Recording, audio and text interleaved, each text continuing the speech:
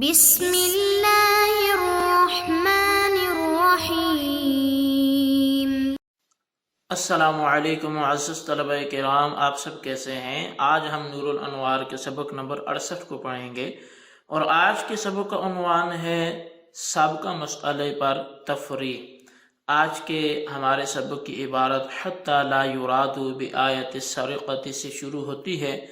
آئیے سب سے پہلے عبارت پڑھ کے اس کا ترجمہ کرتے ہیں، اس کے بعد باقاعدہ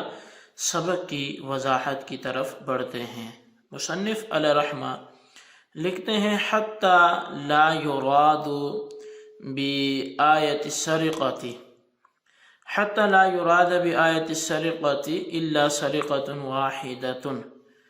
یہاں تک کہ آیت سرقہ سے مراد نہیں لیا جائے گا مگر ایک دفعہ چوری کرنا۔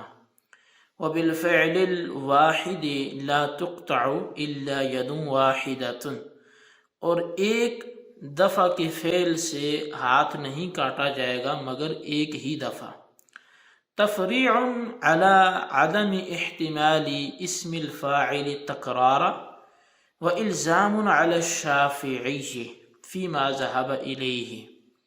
یہ مسئلہ اسم فاعل کے تکرار کا احتمال نہ رکھنے پر تفریع ہے،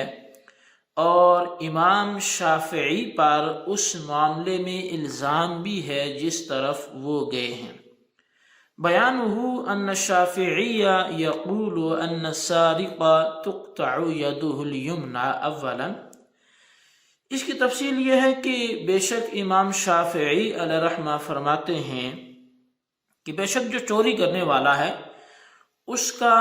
پہلی دفعہ دایاں ہاتھ کاٹا جائے گا، ثم رجلہ الیسری ثانیا، پھر دوسری دفعہ اس چوری کرنے والی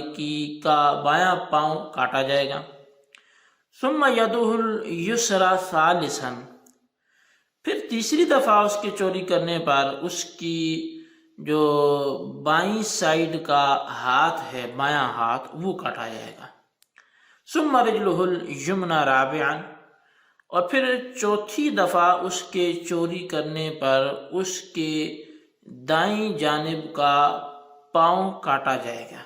لقولہ علیہ السلام من سرق فاقطعوه فإن عاد فاقطعوه فإن عاد فاقطعوه، نبی علیہ السلام کی قول کی وجہ سے، فرمان کی وجہ سے کہ جس نے چوری کی تو بس تم اس کا ہاتھ کاٹ دو، تم اس کو کاٹ دو، پھر اگر وہ دوبارہ کرے تو پھر کاٹ دو، پھر اگر وہ دوبارہ کرے تو پھر کاٹ دو۔ وعندنا لا تقطع الید الیسری فی الثالثۃ، اور ہمارے احناف کے نزدیک اس کا ہاتھ تیسری دفعہ، یعنی جو اس کا بایاں ہاتھ ہے وہ تیسری دفعہ بایاں ہاتھ نہیں کاٹا جائے گا، بل خلد فی السجن، بلکہ اس کو جیل میں بند کر دیا جائے گا، قید کر لیا جائے گا، حتی یتوب، یہاں تک کہ وہ توبہ کر لے۔ لأن السارق اسم فاعل يدل على المصدر لغة، اس لیے کہ سارق کا جو لفظ ہے یہ اسم فاعل ہے جو لغت کے اعتبار سے مصدر پر دلالت کرتا ہے۔ والمصدر لا يراد به الا الواحد، اور مصدر سے مراد نہیں لیا جاتا مگر ایک، اوil کل، یا پھر کل، وَكُلُّ السَّرِقَاتِ لَا يَعْلَمُ إِلَّا فِي آخِرِ الْعُمُرِ، اور جو تمام کی تمام کسی شخص کی چوریاں یہ معلوم نہیں ہیں مگر آخری عمر میں، یعنی لا يعلم، اس کو نہیں جانا جا سکتا مگر اس کی آخری عمر میں کہ وہ کتنی چوریاں کرتا ہے۔ فَصَارَ الْوَاحِدُ مُرَادًا بِيَقِينٍ، تو پس واحد ہی یقینی طور پر مراد ہوگا۔ وبالفعل الواحد لا تقطع الا ید واحدۃ، اور ایک دفعہ کے فعل سے نہیں کاٹا جائے گا مگر ایک ہاتھ۔ وأيضا فاقطعوا دال على القطع وهو أيضا لا يحتمل العدد، اور یہ بھی کہ جو فقطعوا ہے یہ بھی قطع واحد پر دلالت کرتا ہے اور یہ بھی عدد کا احتمال نہیں رکھتا۔ فلا تثبت الید الیسری من الآیت، پس بایاں ہاتھ یہ آیت سے ثابت نہیں ہوگا۔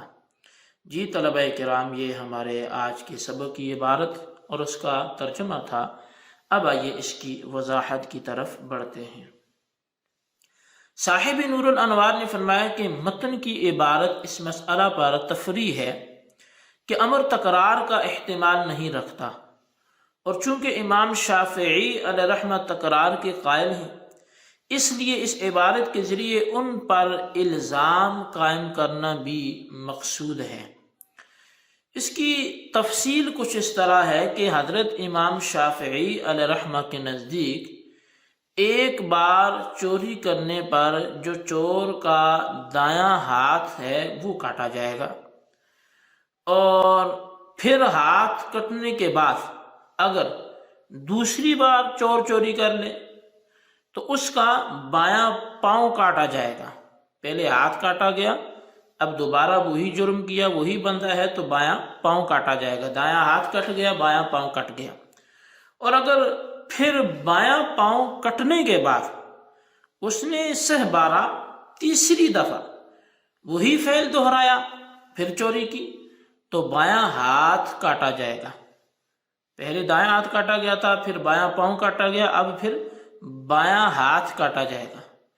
اور اگر پھر بایاں ہاتھ کٹنے کے بعد اس نے چوتھی بار چوری کی تو اس کا دایاں پاؤں کاٹا جائے گا۔ اب دونوں ہاتھ بھی گئے اور دونوں پاؤں بھی گئے، پہلے پہلا ہاتھ، پھر بایاں پاؤں، پھر بایاں ہاتھ، پھر دایاں پاؤں، یہ چاروں چیزیں چلی گی۔ اور اس میں دلیل یہ حدیث پیش کرتے ہیں امام شافعی کہ من سرق فاقطعوه فإن عاد فاقطعوه فإن عاد فاقطعوه فإن عاد فاقطعوه، کہ یہاں نبی علیہ السلام نے 4 دفعہ فاقطعوه فاقطعوه فاقطعوه فاقطعوه فرمایا ہے۔ اور علامہ ابن الحمام صاحب فتح القدیر نے فرمایا کہ یہ حدیث دارقطنی میں ان الفاظ کے ساتھ مذکور ہے کہ قال رسول اللہ صلی اللہ علیہ وسلم اذا سرق سارق فاقطعوا يده فإن عاد فاقطعوا رجله فإن عاد فاقطعوا يده فإن عاد فاقطعوا رجله۔ تو ہمارے نزدیک بایاں پاؤں کٹنے کے بعد اگر چور نے تیسری دفعہ چوری کی تو اس کا بایاں ہاتھ نہیں کاٹا جائے گا، بلکہ اس کو قید خانے میں ڈال دیا جائے گا تاکہ وہ توبہ کرے یا مر جائے۔ اور اس کی دلیل یہ ہے کہ چوری کی سزا، یعنی چور کی سزا بیان کرتے ہوئے اللہ تبارک و تعالی نے ارشاد فرمایا السارق والسارقۃ فاقطعوا ایدیہما، اور آیت میں لفظ سارق اسم فاعل ہے، اور پہلے یہ بات گزر چکی ہے کہ اسم فاعل لغت کے اعتبار سے مصدر پر دلالت کرتا ہے، اور مصدر چونکہ اس میں جنس ہوتا ہے اس لیے اس سے یا تو فرد حقیقی یعنی ایک مراد ہوگا، یا فرد حکمی یعنی تمام چوریوں کا مجموعہ مراد ہوگا۔ لیکن تمام چوریوں کا علم آخری عمر میں ہو سکتا ہے، اس سے پہلے کوئی امکان نہیں ہے۔ بس اگر آیت میں سرقہ کا فرد حکمی یعنی تمام چوریوں کا مجموعہ مراد لیا جائے تو اس کا مطلب یہ ہوگا کہ چور کے ہاتھ کا کاٹا جانا اس کی آخری حیات پر موقوف رکھا جائے، یعنی جب نزع کی کیفیت طاری ہو جائے تب سمجھا جائے گا کہ اب یہ شخص مزید چوری نہیں کرے گا، اور جو چوریاں زندگی بھر کرتا رہا ان کا مجموعہ فرد حکمی ہے، لہٰذا ان تمام چوریوں کی سزا میں اب نزع کے عالم نے اس کا ہاتھ کاٹا جائے۔ لیکن یہ بالاجماع باطل ہے، یعنی اس کا کوئی شخص قائل نہیں ہے کہ نزع کے وقت تمام چوریوں کی سزا میں چور کا ہاتھ کاٹا جائے۔ بہرحال سرقہ کا فرد حکمی مراد لینا باطل ہے، اور جب سرقہ کا فرد حکمی مراد لینا باطل ہے تو اس کا فرد حقیقی ایک جو ہے وہ یقینی طور پہ مراد ہوگا، یعنی آیت میں سرقہ سے ایک سرقہ مراد ہے اور فعل واحد یعنی ایک سرکہ سے ایک ہی ہاتھ کاٹا جا سکتا ہے، دونوں ہاتھ نہیں کاٹے جا سکتے۔ پس آیت سے بائیں ہاتھ کا کاٹا جانا ثابت نہیں ہوگا، بائیں ہاتھ کا نہ کاٹا جانا یوں بھی ثابت کیا جا سکتا ہے کہ آیت میں فقطعوا صیغہ امر، یہ قطعی جو قطع ہے یہ مصدر پر دلالت کرتا ہے، اور مصدر چونکہ عدد کا احتمال نہیں رکھتا، اس لیے اس آیت سے صرف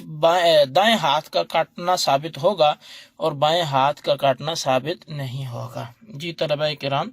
یہ ہمارے آج کے سبق کی وضاحت تھی، آپ نے سنی، اس کو سمجھیں، خلاصتاً اپنے رجسٹر پر لکھیں، بالخصوص ان سوالات کے جوابات عطا فرمائیں۔ سوال نمبر 1 یہ ہے کہ فقطعوا دال علی القطع سے مصنف نے کیسے دلیل پکڑی ہے، اس کی وضاحت کریں۔ اور سوال نمبر 2 یہ ہے کہ امام شافعی اپنے موقف کے ثبوت پر کون سی حدیث پیش کرتے ہیں، اس کو تحریر کریں۔ اللہ تبارک و تعالیٰ سے دعا ہے جو کچھ ہم نے پڑھا سنا اسے یاد رکھنے کی توفیق نصیب فرمائے، آمین بجاہ النبی الامین صلی اللہ علیہ وسلم۔